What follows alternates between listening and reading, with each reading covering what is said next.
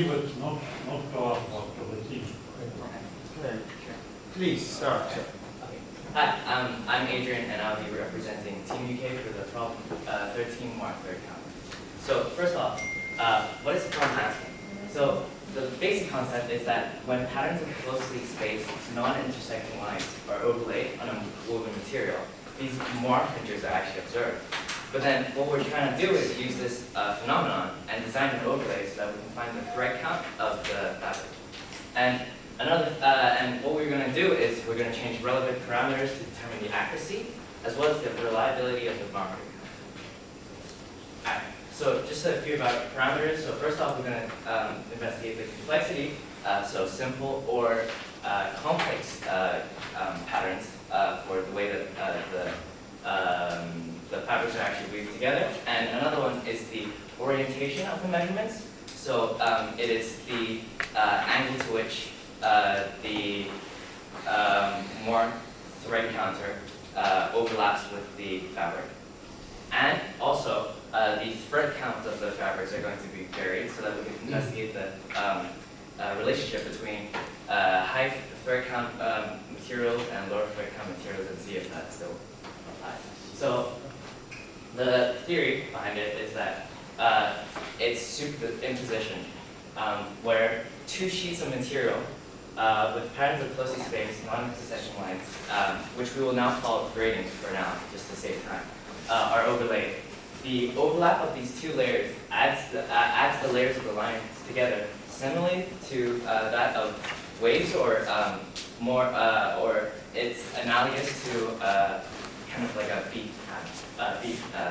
Yeah, and this leads to either a Moiré fringe pattern, which is observed when the spacings are different with the two layers, or complete harmony between the two layers if the spacings are identical.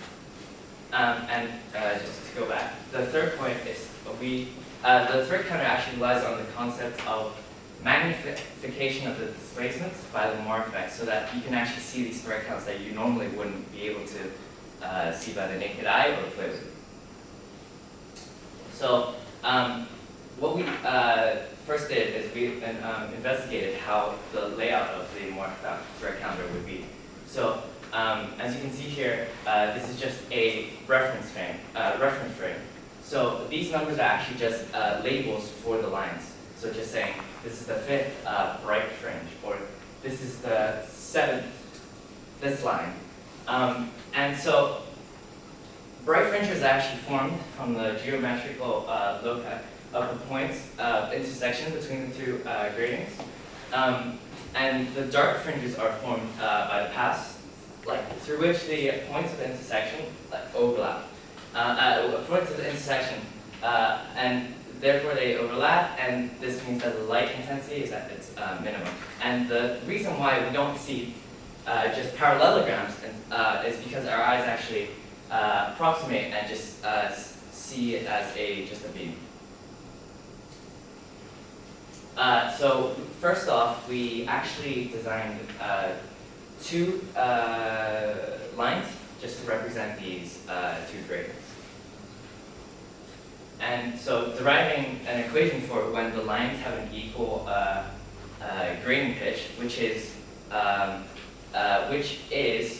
the width of an opaque strip along with the width of a transparent strip.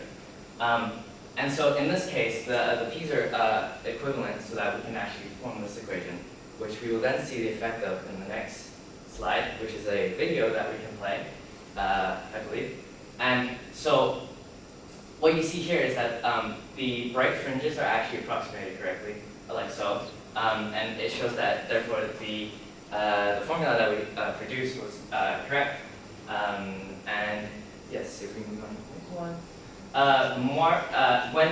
Now we have to apply this to different grading pitches, because that's the main problem. So as you can see here, well, as soon as we start using different grading pitches, the approximation is no longer accurate at certain areas. So what we need to do is form a new equation from the bright fringes, the bright fringe index number, so the just like as I said before, the reference number alone, along with and that equals to the materials strips index number plus the more thread counters index number. So next one. So now we need to derive a different equation where P is no longer equivalent to both. And this forms this new equation where we can find the gradient of the fringe using angle and the two gradient pitches. And these two are videos that you can play. So this first one is where we're only varying one gradient pitch. And the other one stays constant, but that still shows that the gradient pitches are actually different. But this one is when we vary both gradient pitches. And what you can see here is that at certain points, the bright fringes actually become horizontal. And that shows when both gradient pitches are actually equivalent. And so that's why, yeah, exactly. And so here is when we have constant gradient pitches, but now we're investigating another phenomenon, part of the phenomenon, which is the angle. So when we change the angle and it goes past 1 pi radian, there's actually a change of sign in the bright fringes form. So now moving on to the constructing the experiment. So first off, we needed to come up with a sort of pseudo equation. And that's an example of what we would do. And this, just to clarify, the gradient pitch is the width of a strip along with the space. And so for the experimental setup, the method consists of first measuring the angle of the Moiré fringe, so the bright fringe, from the horizontal.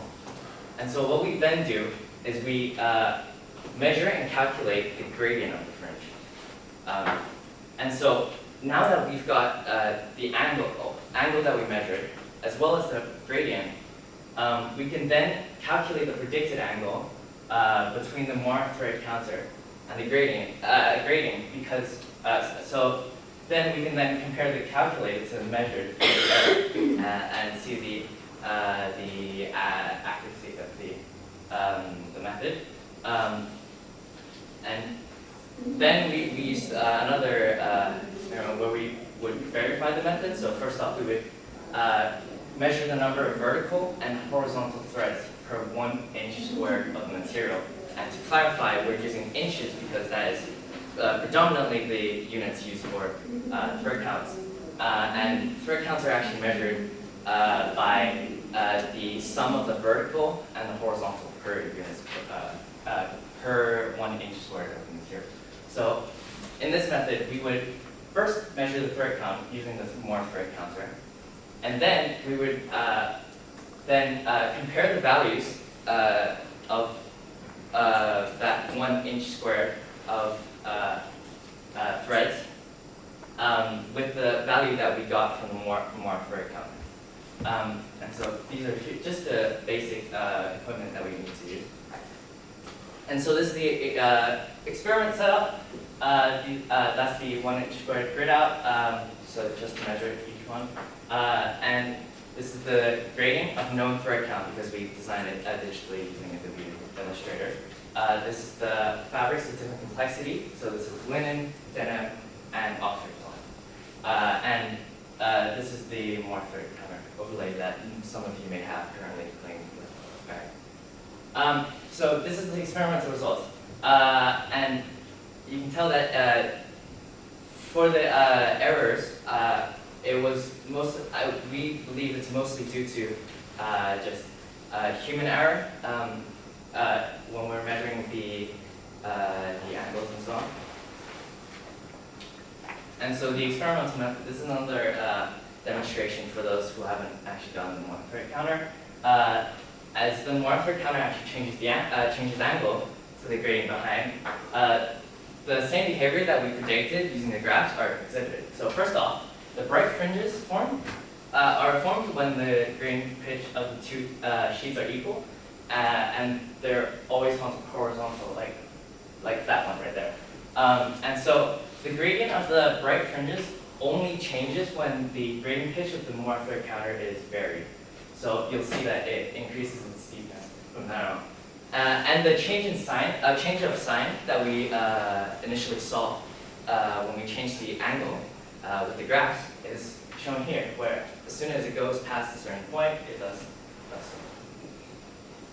And these are the experimental results. Some of the experimental results that we could go back to. It's just one of the issues with the Moiré counter, we think, in terms of just the reliability of it, is that the threads themselves that you're measuring may not be completely, may not have the same gradient pitch everywhere, and it may not be uniform everywhere. So that's why you'll see some of these materials have curves.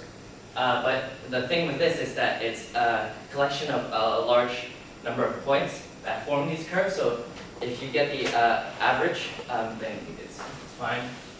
It should be balanced out, unlike that one, which is just a bit of machine. And here we're just comparing this demonstration of how you measure the thread count. And these are some of the results. Just linen, the actual thread count that we measured using the 1 squared method is 52, but obviously deviated. But the general deviation is about 4 threads per inch squared. And the thing with linen is that it's a simple fabric, so it means that it's just basically a grid-like pattern. Whereas denim and Oxford cloth are actually different. They have patterns that aren't necessarily the same throughout. And just to conclude, fabric weave patterns superposed with more thread gradients, and the interference between two overlays produce wave-like pattern. And the gradients of the bright fringes formed can accurately measure the thread count of the fabric, regardless of the complexity, but the method of using these gradients depend on the human error. Question from the opponent. So thank you for the report, and here are some short questions. So is the motor finger always observed in your experiment? Pardon? Is the motor finger always observed in your experiment? Yes. Okay, so what method do you use on analyzing the figures? By eyes or other methods? So what we did is we just used a Human eyes to eye? Or human eye and track, but we could have. do you think it's reliable for the measurement? Is it reliable? I think human error. Probably was not very reliable. So what is the highest error and the lowest error you have in your experiment? Pardon? What is the highest error and the lowest error you have in your experiment? Highest error and lowest error. The most important factor is probably human error, but the lowest error would be. So I suppose it's just a statistical error, right? It's not measurement error. No, it is a statistical method. Yeah. Okay. So have you considered to change the width of the lines? So I think you have not made the variation on your gradings that you make. Oh, actually, if you could go back to the formula, I did do that, and that's the whole point of the formula, so that I can change the thickness of the lines in order to fit more threads. threads But per you inch. experiment on the variation. You did the experiment. Yes, that's the point of the So thread you count. consider the vertical gap for the overlay of fabric? I have not, but I understand that would be a problem. So okay, so another part. Do you think the color of fabric would affect your measurement? Pardon? Do you think the color of the fabric? Yes. If it's too, if it's not contrasting enough, you can't really see the effect. Okay, so could you turn to page 7? So you can see. Do you think that this part, this kind of set here, is exhibit the motor fringe? This by itself, it does not at this level, but it should. If you have a lot more, then you'll see it further away. Okay. The effect is very minimal. Okay, thank you. Yeah.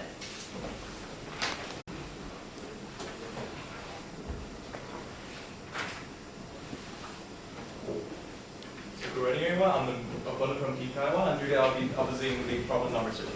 So here's the problem statement. The problem statement acts as a design and overlay design for the measurement of thread count based on the physics of the so-called Moiré fringes, and to determine the accuracy of the simple fabrics and its reliability for more complex cases.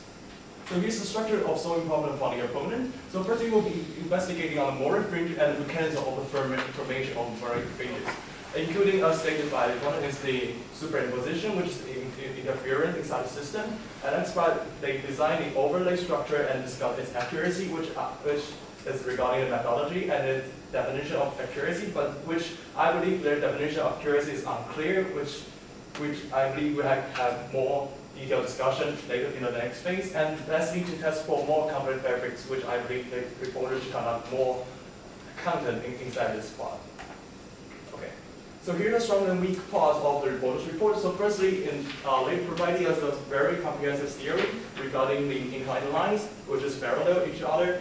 And they have nice graphics showing different grading of pitches, and they have very detailed experimental method that provides a good picture on how they did the method, how they did the experiment, and they have a clear definition of thread count which are using the pitches. And through the quantitative summary of experimental result, which I believe is very good. And then, but though as well, there are some deficiency inside the reports. So first, they have an unclear quantitative explanation on directional fringe, which they explain the direction of fringe will actually change while we're changing the angle between the two gratings, but they have not give us a very specific explanation on why would it happen. And the characteristic of the human eye, which identifies the point as patterns, which they say that causes human error, and they did not further discuss about it. And I believe the report they have spent too much time on strict and on the fabric stat to fulfill the ultimate test fulfillment on the thread counting, and have no further discussion on the more complex fabrics and also determination of the accuracy, which I believe the measurement error should also be considered in this task. So in general, I believe the task fulfillment of the reported transformer is only partially fulfilled. The next part is several points of discussion I would like to discuss here in the next page. So first would be a definition of the Moiré fringes. See, the problem is the design has to base on the physics of Moiré fringes. So the next part I would like to ask the reporter to further elaborate on what's the formation, mechanism, and limits on the phenomenon of Moiré fringes. And next part think about the experimental setup, which they say their analysis, including the camera and their eyes. So what would these methods potentially causing error to the system? And next part about the design and overlay of the methodology, and along with the methodology, which I believe they have not given us a very clear idea on the justification of theory, like why are they using the intersecting lines? They have provided us a good reason of their method, but they have not told us why, and what is the physical meaning of using parallel lines, and what does theory limit of using this method, if they're a lower boundary or a higher boundary, which we cannot observe the Moiré fringes. And another part is the geometry of overlay. They have provided us a kind of overlay with parallel lines inclined to original fringes, but so that's a mid-typo there. And the next part I'd like to talk about some mispoint, the accuracy analysis, which I believe they have missed a lot of inside problems, which causes the experiment deviation other than the statistic error. Because since Moiré fringe has its width, so while we're using imaging to analyze the method, which also cause other complexity of the measurement, and further discussion on more topics. Move on. So I'll just skip to the next one. So firstly, could you show me the your explanation on the formation of Moiré fringes? So you say while we're changing the angle between them, the direction of the fringes changes. Could you give me a very simple explanation of it? So really what's happening is that what you're seeing isn't actually a full-on fringe. What we're seeing is just an approximation by our eyes Give me the relative density, right? of just like the parallelogram that Okay. we see. So, and do you think that there's a mechanism in doing it? So, could you show the page 7, which is the next page? So, do you think like this is observed as a Moiré fringe? I believe in this case the scale is too big. So, you No. could not. But the thing is, with the Moiré fringe, Moiré fringe is an optical phenomenon that happens usually when it's under, I believe, 6 lines per millimeter, which Okay. So, which does still happen. It's just that I think the this fact. will affect while Yeah. you're trying to analyze the outcome of your overlay. Because since the human eye, while you're using Yeah. human eyes, you watch it, and the distance should matter because of this fact, the scaling factor. So, do you think this is right? I think In terms of if I was actually going to represent the more fringe overlay, more fringes, it would affect, because I understand that if you have such a large scale, you wouldn't be able to see it through your eye. But the reason for this is not for seeing the more fringe effect. What we're calculating is the bright fringes. fringes? Exactly. So it's the relative density on the linear. Yeah. Yes, okay. So next part, I would like to talk about this, which is you use the eyes to observe those fringes. Do you think well, in real cases, while we're seeing those threads, which is black, but actually we're seeing the boundary. So the boundary is while you are using imaging method to analyze it, the boundary should be gray depending on the resolution, right? So do you think that could affect? Because I believe while the gray, so while the part of the boundary is not sharp enough, it will not be easy for you to observe the more fringes. I'm not sure what you mean by. Well, if you're still using black lines, Yeah. but the boundary is gray. Okay. But no. Why would it be gray? Oh, because I'm thinking about the width. Yeah. Well, so have you changed the width? You say you have I changed the width. changed So the what width, is the difference between the different widths? It actually affects the boundaries, the position of the boundaries, right? But the reason, no, I print them out as vectors, so there's no gray area. No? Already? Okay. So move on to this part and I review your method. Yeah. So have you elaborate more on the, sorry, you could change this page? Oh, no. Could you change to the next page? Sorry. The next one? But I did want to Okay, so just a quick clarification. The limits of the marker. You asked me about that question earlier. And yeah. So, maybe it was just good now. Yeah. So, what is the smallest value that you could maybe so what's the smallest density you could observe by using your overlay? Theoretically, it shouldn't be a problem, but the reason for this effect, it's more practical use. So if we were to use it ourselves, we wouldn't be able to see past around about 100 threads per inch. Like if you see the. So I think because for human eyes there will be some other criteria, like for example the radius criteria that we considered. Because while the line of the difference between the intersection, which is supposed to form the margin, is too close, and actually the light seeing it would be interfering each other, so that you could not differentiate the difference. So so there should be a lower bound and a higher bound of your measuring. Okay. So this is what I meant. So if you're talking about using it, actually using it, for our eyes, we really can't see over around about 100 threads per inch, especially using our. Have you calculated around the number? The boundary. It should be 100 threads per inch, and I think Okay, so we get the result from the lower boundary. So Yes. how about higher boundary, which Oh no, that's the higher boundary. okay, Yeah. oh just in other terms. Yeah. So how about lower boundary, which what extent if the fringes are or if the gradings are too wide that you cannot. Yeah, exactly. Yeah. So can you say This is around about 5 threads per inch, because that's when your eyes start to approximate the fringe effect, and you start seeing the actual pattern. Before that, you just see overlapping lines, and it doesn't really show up because the thickness is so thick. It doesn't work. Okay, so back to this part. I just noticed that. Could you explain that what about the light fringes is the direction? You mean as I change the angle and I change? Okay, so maybe we just go back. So can you explain me what is the So what is this vertical lines? What is it? Okay, so just to clarify, I understand it's a bit confusing, but this middle line, dotted line, is actually the bright fringes. Oh, the bright fringes. Yeah, exactly, yes. So why do you think it's called the bright fringes? Because it's about the linear density on this place? Yeah, and this is what I was relating to back before, where it's an approximation of your eye. So once you see this section, that's why you see the bright. Okay, so I agree. So next part, could you show me about one graph about the experiment results with the graph with error bars?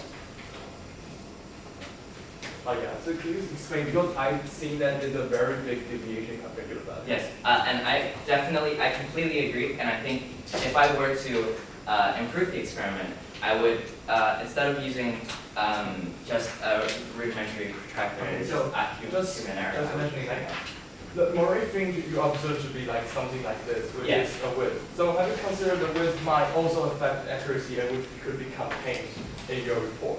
Because that's the problem statement provided to investigate and determine the accuracy. So I believe that you excluded this part inside your report. I think I agree with that point, but the thing with the more fringe is that it's really approximation of a lot of points. So what you're getting, if you see, if you look at the average, so the straight line through the center. So have you tried to calculate the width, like approximately? So To calculate the width, well, yeah, the width, because after you calculate width, I suppose you could get a much more precise evaluation on the error, right? Because things like while you're using like some irrigation or Oh, of course, yeah. you could get the error must be inside this distance. yes, exactly. Yeah, okay. So that moves to the next part regarding your on the overlay. So what you choose and like parallel line and incline, do you think it has some properties that would be easier for you to determine accuracy or track count? Well, as in, well, could you please rephrase Okay. that? So what the well, like in other words, have you considered other patterns of gradings? Because like for this case, it's Oh, yes, yes. There is another type of grading, it's called the hyperbolic grading, where instead of having just Yeah, I parallel suppose lines. it's because the scaling for linear is linear for parallel lines, Yes. but the density is not, right? Because it's reciprocal. Exactly, so that's why So- when you have the So have curve, you tried and explain the difference? Because while you're using parabolic, which turns out your density to be linear, it will be easier for you to calculate the errors, right? Kind of consider. I think one of the limitations for us as a team is that we found that printing these overlays were actually very difficult because the printer's resolution couldn't always give the correct. So distance there's between the two. still some deficiencies. There is but still- it's good. I understand, yeah, if I could, I would. So moving on to the topic of more complex fabrics. Yes. So have like whatever habitats Iypt college and complex fabric. So, For simple- example, the yeah. Oxford fabric or what? Yes, yes, if you go Okay, to the, show me one of the that. last few slides, or you go back a bit. Oxford cloth. So what I did was I first did linen, which is the most basic fabric, which has a pattern of just this. Whereas denim actually has a sort of, it's a less, Okay, so maybe I'll just get to the point. Okay, so as you can see, Oxford cloth is supposed to be in this like a form, right? yeah, yeah, So yeah. while you're measuring, I suppose that you're suggesting you're actually measuring this kind of direction of the pattern, right? Yes. So then, is it possible that it actually measures straight count? Because I believe there's one also part that you have to know what is the fabric before you measure it. Okay, So yeah, yeah. I understand. Yeah, yeah. So is there any possible that you directly measure the straight count of a more complex fabric? This be tricky. Oh, okay. I'd say if you definitely need to know what fabric you're measuring first, because different fabrics may have different gaps, and these gaps actually could affect the So distance. there's still a limit because of the gap. Yes, and this Okay. gap then therefore becomes a new grading pitch, because that forms another. Okay, thank you. mark. So here will be my summary. So in the discussion, we'll talk about the direction, which after that, the recorder finally gave us into the explanation of the change of the direction. And then, so I believe in his mathematical experiment has a very big deficiency, which I also agree is the main factor, because they use the human eye to observe the fringes, which is formed by the phenomenon. And I believe that this is why causing one of the most factor that causing the biggest error inside the system. And that's why I have. I believe a more efficient way would be using scanners of that and make it into image analysis using like algorithms such as the forced fast Fourier transform. And next one regarding the methodology, we're going to talk about theory limits, which I believe that there are some theory limits that the reporter had mentioned, including the limitation of the human eyes and the highest loss value wasn't very clearly stated by the reporter. I still there are some misunderstood by the reporter, including the formation of authority, because they have not given us a very clear. Sorry. Question of the reviewer. Okay, so the first question is for the reporter. What is your opinion of complex fabric? Pardon? So what is a complex fabric? I think a complex fabric is when the grading pitch, which is just the separation of the lines, is not constant throughout the whole. Okay, and do you think that the weaving is, also has a role? The weaving of the fabric. So for example, 1, 2, 3, 1, 2, 3. Yes. Okay, thank you. What does the opponent think? Well, I believe. So do you agree with the reporter? I agree, but that is not really concluded in their report, which I believe is deficiency. Okay, next question. Do you investigate with just these 3 No. This is just for purely for demonstration. Oh, okay, thank you. And how many experiments did you make? So I have actually done two and 3 more for each of these fabrics.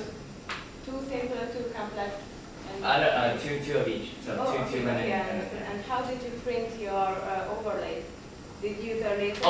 Yes, I used a laser printer and printed on acetate paper. Okay, and what are the limits of this overlay? Because I think that, okay, your opinion, sorry. Oh, yes. I think personally, we struggled a lot on finding certain printing resolutions because, as you can see on the sheet that I gave you, it's not necessarily always the same. And so we used a microscope and made sure that the ones that we were using were approximately, or the majority of the lines Okay, were. thank you. And what is the smallest and the largest thread density that you can measure with this overlay? With this overlay. With our eyes, to be able to see it properly, Yes, then yes. around about 100, like I said, 100 threads per inch squared. Okay, what does the opponent think? Well, I believe it's just as the report is saying. Okay, so do you think that the measuring of the Moiré could be more effective if you didn't use parallel lines, but if they were radial, like the hyperbolic thing? Yes, exactly. I think in that way it would have been better, but And that is more of a limitation on our side. Okay, and what do you think, which overlay is better for which case? Hyperbolic would be better. Okay, what is your opinion? Oh, well, I believe that in the hyperbolic case, it will be easier for us to observe the phenomenon, so then easier to determine the accuracy. Okay, and one for the measurement, so I see that you cut it with fabric. Is it only here or also by your experiment? Because I think when you cut the fabric, you tense it in some way, and then the thread density is not exactly That the is same. another thing that I mentioned before, as the deformations are very hard to measure, but they definitely did play a role in introducing more errors, but that is just a detriment of the Okay, thank you.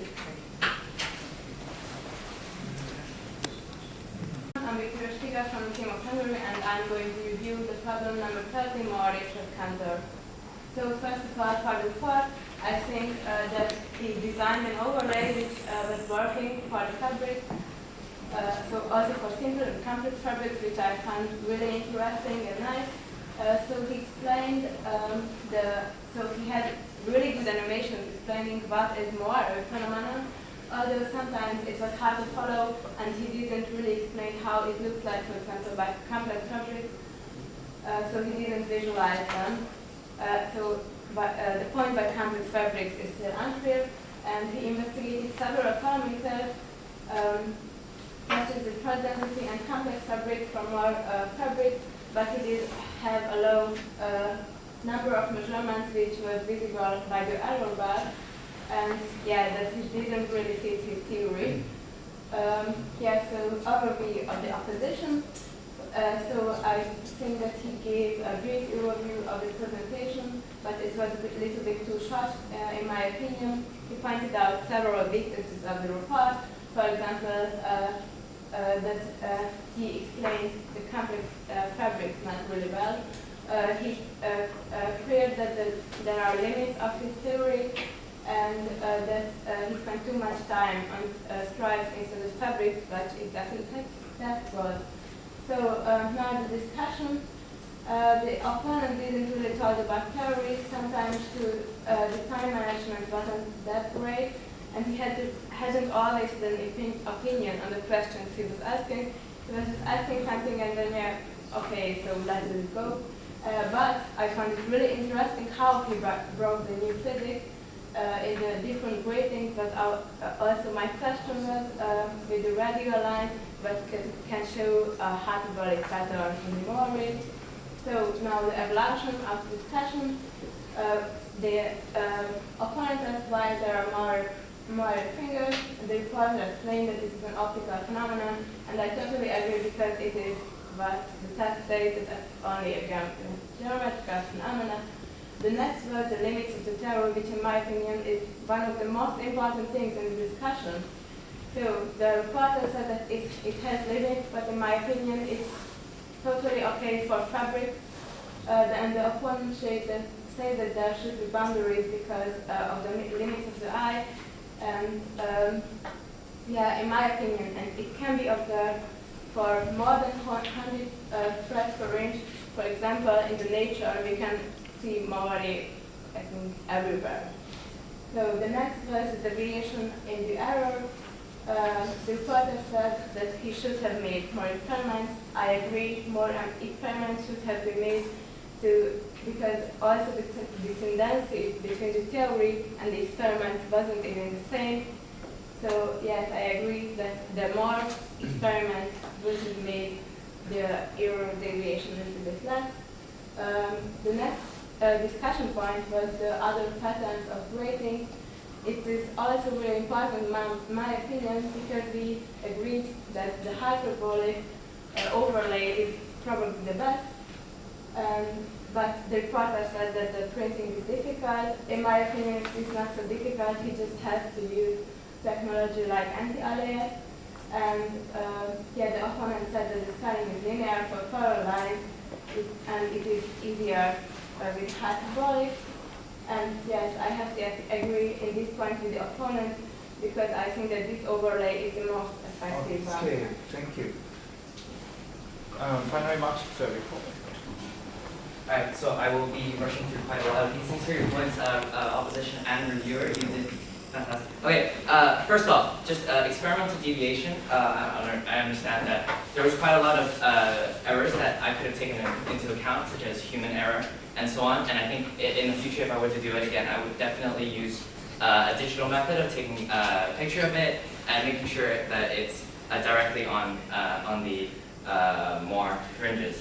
And the types of thread counters that you mentioned was a good point, and I think that would be something that would be good to look into. However, I disagree with the reviewer that said that the hyperbolic was not as good because I think it gives a smaller error because it is over such a short distance that you actually see the point in which it's the thread point more fringe points to, and the width of the more fringe is irrelevant because it wasn't actually noted in the question, and I think that was one of the things. And it also, if you tested it, it does just change with the angle.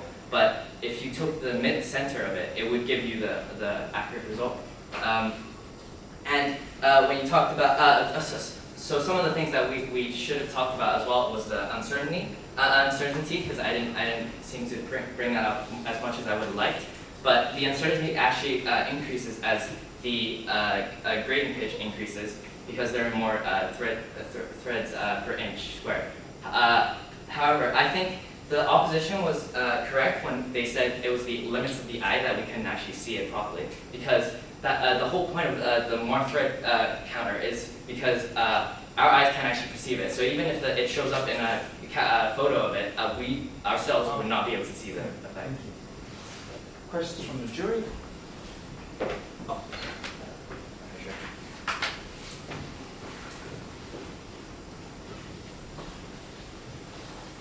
So again, I'm sorry. Sure. Why did they use, correct me if I'm wrong, you did not use a hyperbolic overlay.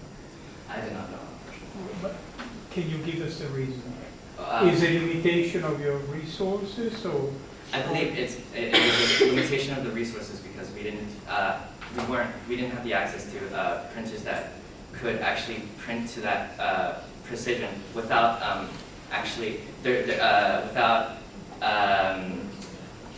giving a incorrect width. Like if you see the more fringe that I made, I mean the thread counter, you'll see that some points are like thicker than the others, but that's only because the printer actually like, its program is that it renders it that way, so that's why you see, we would need better equipment. If that makes sense. To the opponent, why would hyperbolic fringes be better? So allow me to elaborate here. So while using linear, which parallel lines, but I believe that a simple concept, which the line density of line is usually proportional to the reciprocal of width. So in that case, while we're measuring it by like comparing the overlay with the fabric, the result should be in the hyperbolic curve, which is in the result of the width. But in this case, we turn the case into hyperbolic, which the density is a hyperbolic, so which we make this one, and it's turned to be a linear width. So while we're using this, which we actually see from the Moiré pattern, is supposed to be and scaling, which the ruler with marks, it should be linear, which is instead of like an exponential distribution, which allows you easier to be directly measuring by eyes or imaging methods. Thank you. The report, what accuracy did you obtain for the simple fabric? Oh, for the simple fabric, it was plus or minus 4 threads per inch, so that's about. Does it depend on the value that you measure? So you said you can measure from 5 to 100, so the accuracy is the constant. It doesn't depend on the number of I think lines. maybe there was a misunderstanding. The 5 to 100 is it's an inaccuracy for our eyes. It's not an inaccuracy for us to print it out, so that's why. Okay. The uncertainty does change. Can I make a supplementary comment? Because since the morphing, the width of the morphing actually changes as we change the fabric's density or the overlay. So while we're changing the width of the fringe, actually would affect how precise you could see the fringes to measure, which would further affect the accuracy. To the reviewer, how would you improve the accuracy of the measurement? If was opponent you spoke about an FFT. Yeah, it's like one of way. What would you do, reviewer, to improve the accuracy of the measurement? Yes, so the first point is that I will make other overlays, for example, the 3D oven, because I think it's really easy to see where the middle of a hyperbola is, or for example, curved lines, because there are oval formations where the thread density of the overlay is equivalent to the thread density of the fabric, and then it's quite easy to see, so it's then an oval shape, and it's easy to see where the middle point of that is, and I think it is much more accurate than bringing just lines after each other with different densities, and I also missed that he didn't explain what exactly we have to see if we see just parallel lines to each other, because that's the main point. Could I just phrase on that point? Just to give a quick illustration of why it's better. Answer. The point of it is that you have, with our method, we have the point where the gradient becomes 0 and it's goes on, right? This is the detail of the bright fringes. Whereas if we use her method, it will actually form a point sort of like this, like that. So it's more like an exponential that goes up to a certain point. So that's a lot more accurate than that. Okay, we're out of time, so then I ask you to write them through. Thank you. I'm going to ask you to show the grade for the reporter. Sorry, okay. Okay.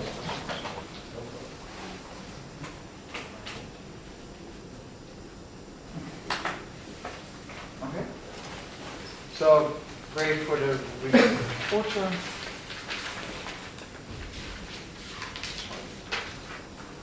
4, 4, 6, 5, 5. And the grade for the opponent.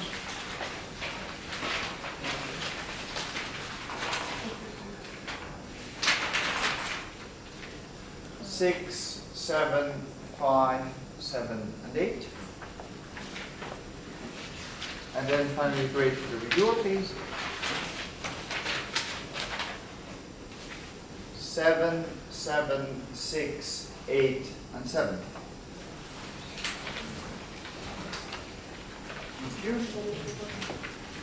For the reporter, we have between 4 and 6. We have a comment on the 6 first, maybe? Yeah, I thought it was a pretty good effort. I think it was relatively well explained. I did round up, it was a 5.5, and I rounded up to 6 because I think the way that the discussion flowed, the interaction between the opponent and the reporter was pretty good. Yeah, the physics was alright. I think you could have used a few more parameters to check. So yeah, you know, it wasn't very clear to me when you change the pitch, what effect that has on the accuracy of your thread count, and some comparison of that would have been appreciated. But I liked the way that you presented, and I liked, you know, the spirit in which that. So for that, I gave a little higher percentage. Okay, I have 2 4s. We are here. Yeah, well, I understand the limitation of the resources, but still, you should at least discuss the other type of overlay and point out, like, the position of the reviewer, the advantages, disadvantages. I think there is a limitation of the number of experiments, and at some point, the accuracy was not well dealt with. That's why there was. I agree. Also, another point is maybe how the report was structured. So there's a lot of text, and it's not really 100%. I mean, it's much. I think one can make it much more clearer to the jury that what exactly was done and how. One can improve on that. Moving on to the opponent, we have between 5 and 8. So let's start with D8. I ended up with 7.5, so I rounded up with more because I like the discussion very much, because in my point of view, the opponent dig into the report and brought some real physics issues which are relevant, especially with this hyperbolic this pattern, and the limitation because of because indeed this phenomenon, just because we need to, we can distinguish between these bright spots and darker spots, or in kind of raster picture we see. That's why I put this mark. So I put 1.5 for the question, 2.5 for the opposition speech, and 3.5 to the discussion, because I like it very much. Okay, fair enough. And then we had single lowest of 5. Yeah, I think it was, for me, the 5 that may have been limited by the what you had to work with. Compared to some of the other things we've seen at the fights, there's a lot of theory, a lot of deep physics that you can dig into and criticize and comment on. And in this case, it's relatively straightforward. There's not a lot of detail that you can criticize or comment on or add information in. So to me, it was almost more a limitation of the topic than of your performance leading to the fight that I gave. What you did well, but I don't think there was enough for me to give much of a high mark. Could we also say the partial grades? Oh yes, I added half for the questions asked, 2 for the speech, 1.5 for the discussion with the reporter. Okay. Did you wish to? Yeah, I would like to make a comment. I also round down instead of up. I want to explain the 7.5. So in the discussion with the reporter, I would like to see you going into more the explanation that you went through when the jury asked you, because the discussion with the reporter is also to increase, the understanding, help each other to increase their understanding. So, for instance, the hyperbolic overlay, I would have liked you to get engaged more with the reporter into that discussion and explain why, like you did answering the question of review. Okay, then, was it wrong? No, okay, so for the reviewer, you still have? Mine 8, maybe the highest marks. So I really like the review, starting from question, and what I missed is the missing point. You're a little bit run out of time, so you just finish your discussion analysis and telling us no missing points. So that's why I did not. Okay, partial mark is 1.5 for the questions, 2 for the report review, and 1.7 for the review of proposition and discussion. Nothing for missing points, which I give 3. Again, you for 6 maybe? Oh, goodness. For the 6, I think, I think again, it was a good review of what you had to work with. And I think sort of the overall, it's not that it was a bad topic or that it was a poor job done by the reporter, but just there wasn't a lot to work with to really probe and dig into it. But I like your answer to the question that I asked, so that was good. I said half for the questions asked, 1.5 for the report review, 1.5 for the opposition review, 1 for the discussion analysis, and you did point out 1 or 2 missing points, so I gave you some credit for that. Okay, thank you. If there are no more questions or comments from the team, then we can have another 10 minutes break, and I ask you to